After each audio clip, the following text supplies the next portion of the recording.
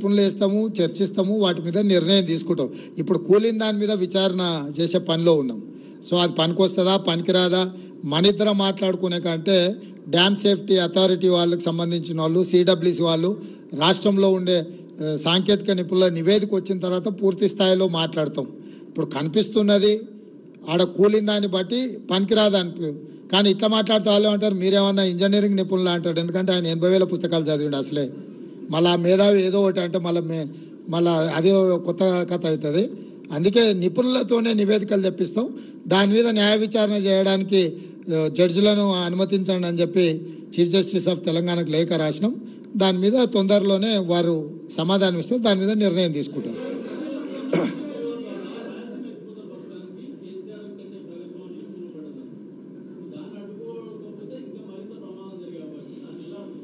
దాన్నే కదా ఇప్పుడు ఏముంది, ఫిజికల్గా దౌర్జన్యం చేసే పరిస్థితులు కావు. ప్రభుత్వాలు ఎక్కడ చేయాలా, అప్రాప్రియేట్ ఫోరంలో వాదించాలి.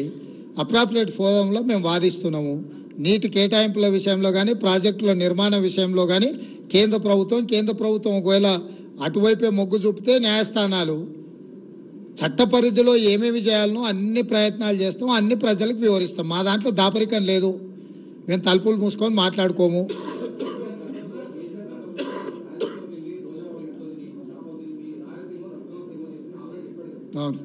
అందుకే అక్కడికే పోమ్మంటున్నాం. ఇంకా ఇప్పుడు అక్కడనే చేసిండు కదా, రేపు ఎన్నికలలో అక్కడ పోయి ఎట్లా భీమవరం చేస్తా అని కొడుకు అన్నాడు కదా, తండ్రిని కూడా అక్కడనే పంపిస్తే పోద్ది. Sir, Navina from the Pioneer, why are you not questioning center's intention?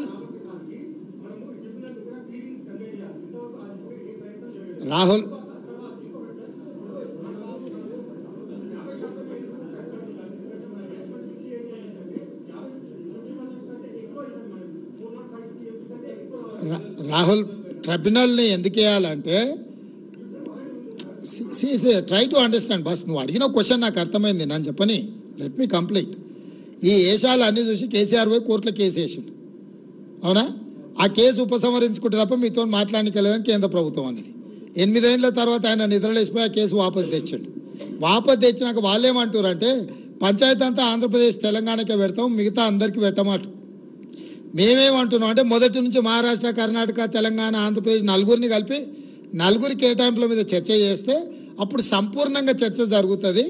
సంపూర్ణంగా నీటి కేటాయింపులు జరుగుతాయి. ఇప్పుడు నువ్వు చెప్పే పరివాహక ప్రాంతాన్ని బట్టి నీటి కేటాయింపులు ఉన్నాయి కదా, దాని ప్రకారం అంతా చర్చ జరగాలి, కాంప్రహెన్సివ్ డిస్కషన్ జరగాలి, కాంప్రహెన్సివ్గా దీని మీద పోస్ట్ మార్టం చేసి కేటాయింపులు జరపాలనేది మా ఆలోచన.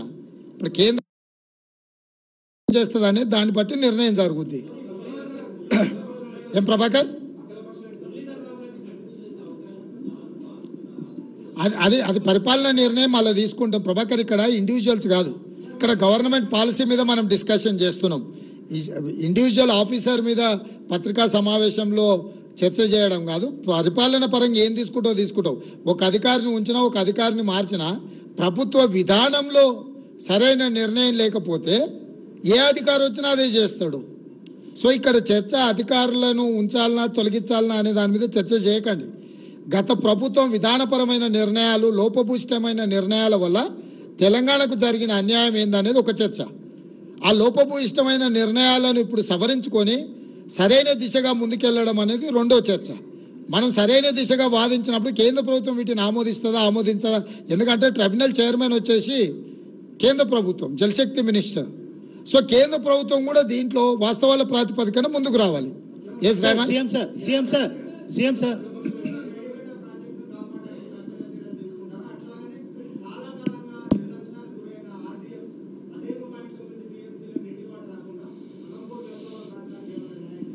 ఇప్పుడు అక్కడ ప్రాజెక్టుల నిర్మాణము వాటి మీద మా సంపత్ కుమార్ చేసిన దీక్షలు మీకు అన్నీ తెలుసు కదా.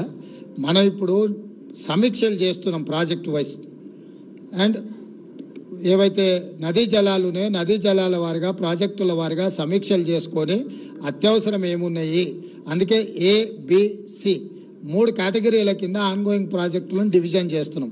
ఏ కేటగిరీ కింద ఈ 6 నెలలు కష్టపడితే పూర్తయి ఆయకట్టు వచ్చే వాటిని ప్రాధాన్యత క్రమంలో పెట్టుకొని వార్ఫుట్లో కంప్లీట్ చేయడానికి నిధులు కూడా గ్రీన్ ఛానల్లో కాంట్రాక్టర్లకు పేమెంట్లు ఇస్తే తప్ప వాళ్ళు పనిచేయరు. సో ఏ కేటగిరీని ఒక రకంగా, బి కేటగిరీని ఎంత పీరియడ్లో మనం కంప్లీట్ చేస్తాం, ఎన్ని నిధులు అవసరం అనేది బి కేటగిరీ కింద.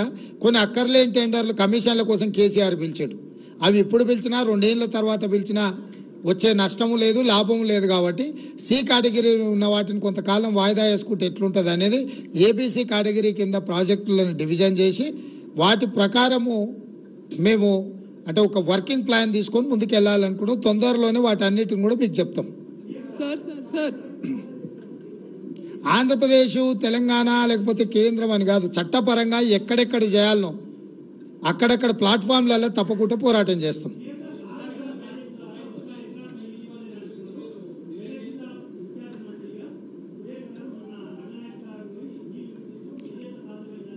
ఆయకట్టుకు రాలేదబ్బా, రిజర్వాయర్లు కట్టినరు, ఆయన ఫామ్ హౌస్కి వచ్చినాయి. రంగనాయక సాగర్ వదిలితే ఏడుకోతాయి, ఎర్రవల్లిలో కేసీఆర్ ఫామ్ హౌస్కి పోతాయి. ఫస్ట్ సెకండ్ థింగ్, ఆయన డిస్ట్రిబ్యూషన్ కెనాల్స్ వేయకుండా ఆయకట్టుకు నీళ్లు రావు. నీకు అర్థమైంది కదా. అది ఇరిగేషన్లో డిస్ట్రిబ్యూషన్ కెనాల్స్ పూర్తి చేయకుండా ఆయకట్టు రాదు. ఈరోజు వాళ్ళు చెప్తున్న అధికారిక లెక్కలే మేము చెప్తున్నాము. సార్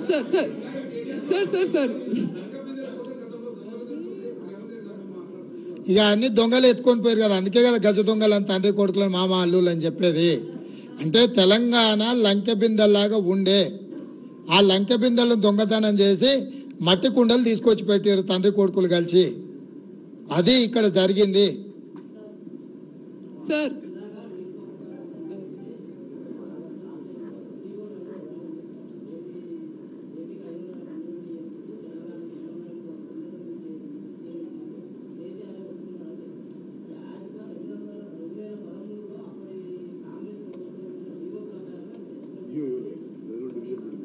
ఎవరిదా వాదన? అప్పుడు కంబైన్డ్ స్టేట్లో జీవో ఎందుకు ఉంటుంది, ప్రాజెక్టులు ఎందుకు ఉంటాయి? ఏమని ఇచ్చిండ్రు అని ఎవరన్నారు? ఇక్కడ సెటిల్మెంట్ అయిన ఒప్పందం కాగితం ఉంది, దీంట్లో నువ్వు చెప్పింది ఉందా? ఆ జీవో ప్రకారమే మేము ఒప్పందం చేసుకుందామని. ఇక్కడ ఎక్కడైనా ఇప్పుడు నువ్వు చెప్తున్నావు కదా 2015 మీటింగ్ మినిట్స్ ఉన్నాయి. నీ పేరు ఏం పేరు? ఏ పత్రిక? అది సంగతి. ఇక అదొక్కటి చాలు, ఇక నీకేం సమాధానం చెప్పాలి అనేది. ఇప్పుడు ఇవన్నీ ఉమ్మడి రాష్ట్రంలో అన్యాయం జరుగుతున్నాయనే రవికుమార్ తెలంగాణ రాష్ట్రం ఇచ్చింది. వచ్చినోడు కూడా గదే పని చేయనీకొస్తే ఇక ఆయన ఎందుకు రవికుమార్? పాపం ఇప్పుడు నేను అదే చెప్పిన, మేనేజ్మెంట్ని బట్టి మన వాదన ఉంటుందని. సో నేను నీకు క్లియర్గా చెప్తున్నా, అడాక్ బేసిస్ మీద 1 సంవత్సరానికి పెట్టింది, ప్రతి సంవత్సరం కొనసాగించారు. 2019కి వచ్చే కలిగి ప్రతి సంవత్సరం 7 వస్తుంది సార్. ఇక దీన్ని ట్రిబ్యునల్ కేటాయించే వరకు ఇట్లనే ఉందాం పోసారి అని అన్నాడు ఆయన.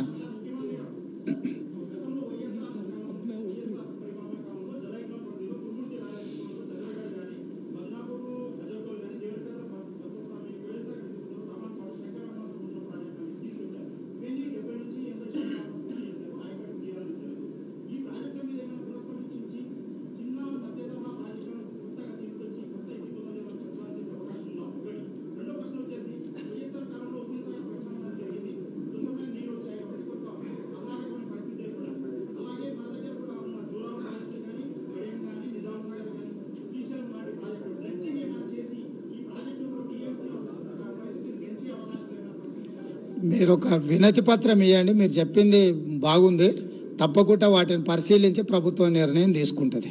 డెఫినెట్గా మా ప్రభుత్వం ఓపెన్ మైండ్తో ఉన్నది. మీరు ఇచ్చే సూచనలన్నీ పరిగణలోకి తీసుకొని పరిశీలిస్తాం.